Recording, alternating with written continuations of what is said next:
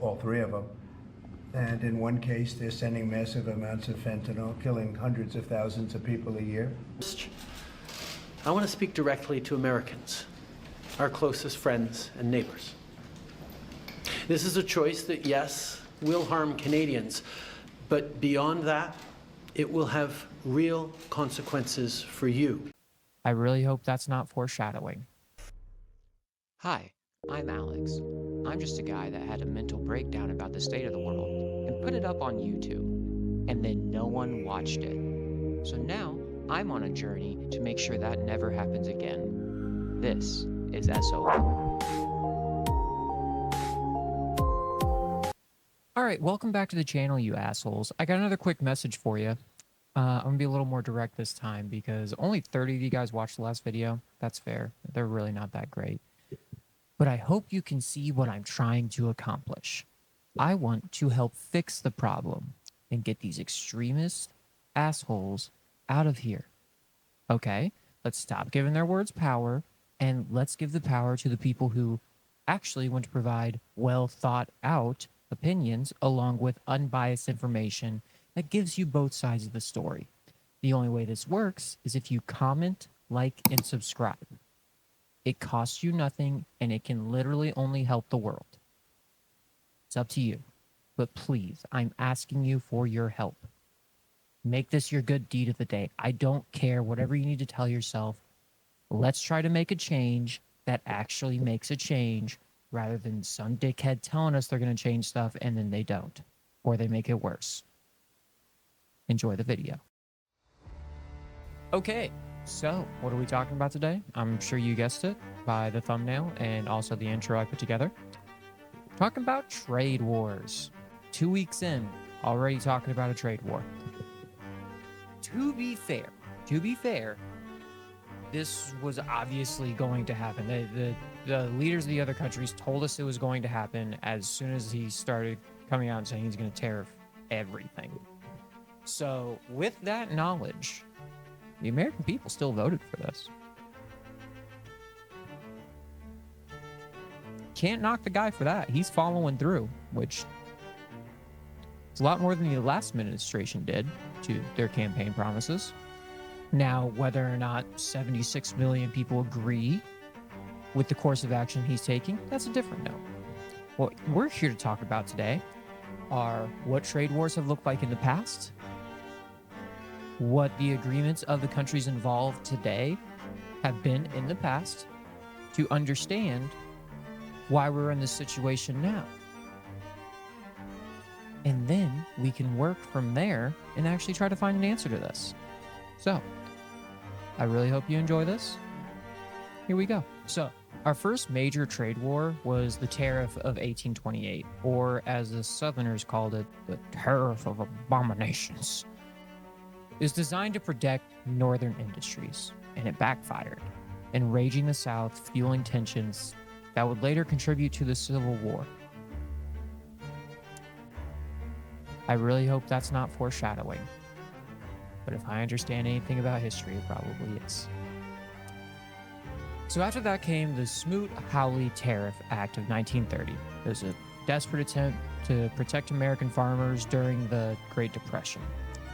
Instead, it made things a lot worse, triggering a wave of retaliatory tariffs, still foreshadowing, deepening the economic crisis and accelerating the global downturn. Other countries were about to sit back and let the U.S. slap them around economically. They hit back with their own tariffs. The result? Trade shriveled faster than your wallet after a night out in Vegas. Just poof, gone. No more blackjack for you. People hurt. Now, after World War II, the U.S. took a different approach to free trade. Through agreements like GATT, which was the General Agreement on Tariffs and Trade, and later the World Trade Organization, we embraced the idea of globalization, believing the open markets would create wealth and prevent future wars due to our reliance on each other, which you can argue worked for much of Western civilization post World War II. Now, us getting caught up into other wars because of these agreements, that could be a whole other video, honestly. But let's get back on track. So fast forward to the 1990s, and we hit NAFTA, the North American Free Trade Agreement. It promised prosperity, but it also ignited a lot of controversy. While some industries thrived, others, like American manufacturing, suffered as all the jobs moved abroad, and now we see the effect of that, where most of our manufacturing jobs that are by US-centered companies, they manufacture them elsewhere. And tech has taken over. It's the predominant market for us, along with healthcare. Now, that leads right into the USMCA, which that's the new trade agreement. Now, prior to that, these relations, which was implemented in 2020, tariffs between the US, Canada, and Mexico were shaped by decades of trade disputes, honestly. They have not always gotten along. We, to our neighbors to the north or to our neighbors to the south, there's always been a little bit of tension there. But we didn't rake each other over the coals, I guess. Before NAFTA in 94, Mexico actually had very high tariffs on the US goods, while Canada and the US had frequent disputes over lumber, dairy, steel. NAFTA eliminated most of those, creating a massive free trade zone, but also led to major job losses in the US. Again, especially in manufacturing, which was the backbone of our economy. That we were still riding the Industrial Revolution, and a lot of people suffered from it. So we can move a little bit farther forward from that. When Donald Trump took office in 2017, he declared NAFTA the worst deal ever made. That's a strong statement. Worst deal ever made is a strong statement. We got Texas for like some corn, but it imposed tariffs on steel and aluminum. His administration replaced NAFTA and USMCA and enacted stricter requirements for these companies manufacturing these vehicles abroad, trying to bring these jobs back home. And now, 5 years later, Trump's second term of tariffs are undoing much of USMCA's impact, setting the stage for another trade war. In 2018, Trump launched a trade war against China, accusing it of unfair trade practices and intellectual property theft. The US slapped tariffs on $360 billion worth of Chinese goods. China retaliated with its own tariffs on American agriculture, manufacturing, and tech. Now, some industries did benefit from this, but for farmers and automakers, it was a nightmare. By 2020, a Phase 1 deal was signed, but tensions remained, shaping how trade policy had evolved under the USMCA and into 2025. And now, as of February 2025, the U.S. has imposed a 25% tariff on Canadian and Mexican imports, reigniting those tensions that were from the past and we thought we had looked past with the United States, Mexico, Canada trade agreements. What industries are going to be most affected? Automobiles. Car prices will rise as manufacturers pay more for parts because we receive, I believe it's 47% of our automotive parts solely from Mexico. Agriculture. Farmers exporting to Mexico face retaliatory tariffs, which they have announced.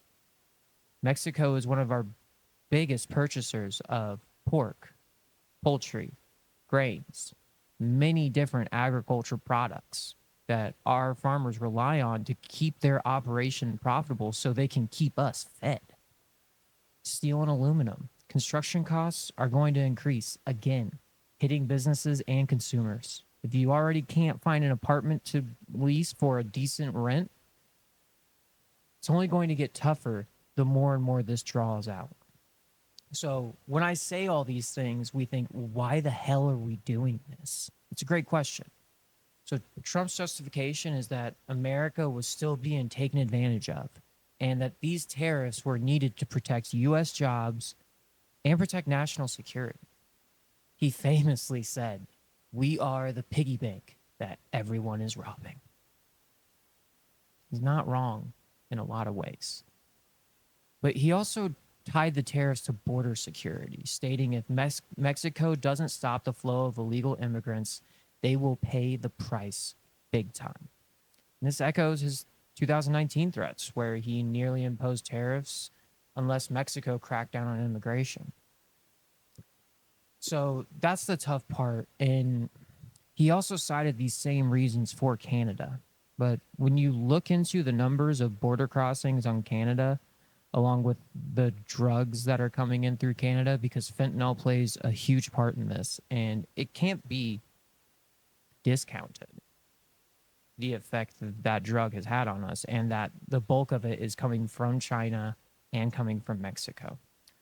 My main problem with this is, again, dragging Canada into that conversation, because when you look at the Department of Customs and Border Control's website, it's not even close to Mexico or China for the seizing of narcotics.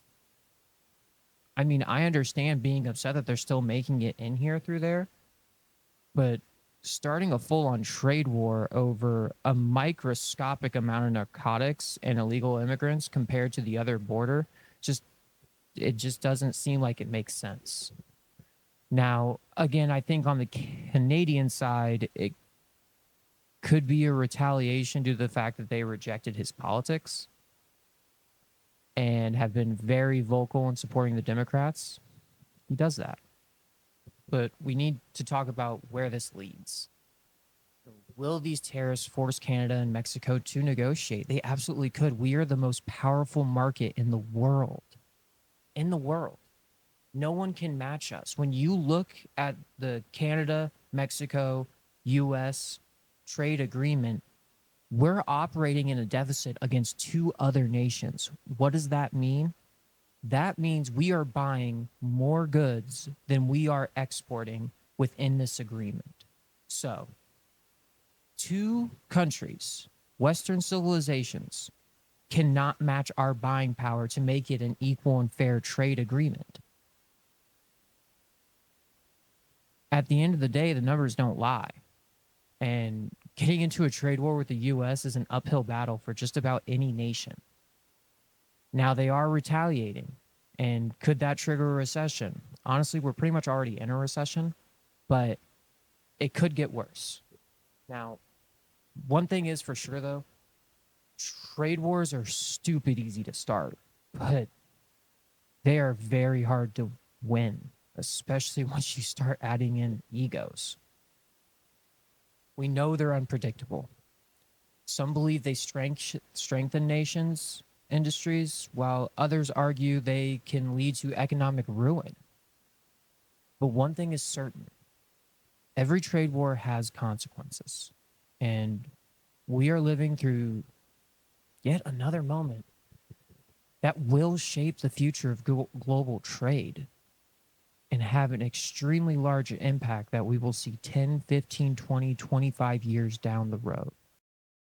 Okay, so as you can see, I recorded the first part of this video on Sunday, and so much has changed since then.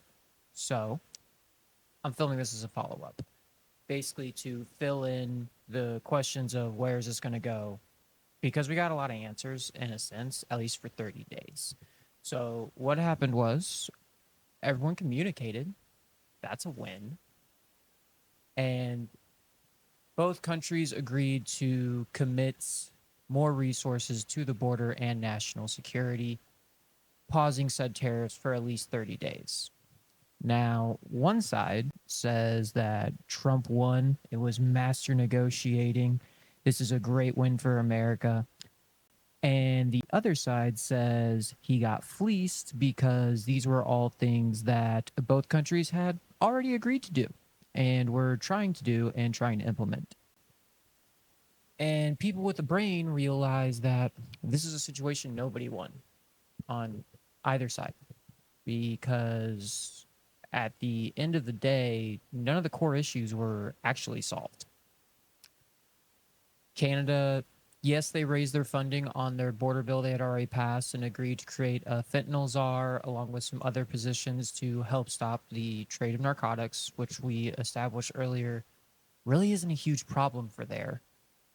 And Mexico committed 10,000 more troops to the border, which is a win for Trump, and to the Democrats that say that it's not, it is. They agreed to commit 10,000 more soldiers to the border, which we know it was understaffed. There's been multiple independent journalists that have actually made the trek from South America and Mexico across the border. The Mexican military interactions were minimal, and even then they were still allowed to pass. So in that sense, it is a win.